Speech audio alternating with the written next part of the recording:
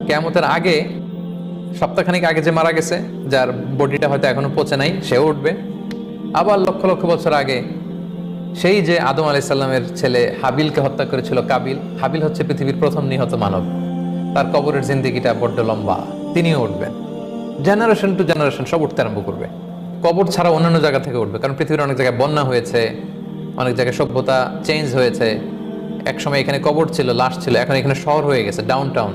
এর ভিতরে তো মানুষের লাশ পড়ে আছে মাটির নিচে, বা তার কোনো না কোনো অস্তিত্ব আছে। আল্লাহ বলেন ওইখান থেকে আমি উঠাবো দলে দলে, জেনারেশন টু জেনারেশন সব হাজার হাজার মানুষ উঠার পরে প্রশ্ন করে তারা নিজেরাই বলবে যখন হুঁশ ফিরে আসবে, আরে তাই তো ওই যে নবীরানা বলতো যে একদিন নাকি বিশাল সাউন্ড এসে সিঙ্গার ফুৎকারে সবাইকে উঠানো হবে, বিচার করা হবে। এই যে নাস্তিকরা যারা আল্লাহ বিশ্বাস করেন, আখিরাতে বিশ্বাস করেন, ওই দিন হুঁশ ফিরে পাবে, হায় রে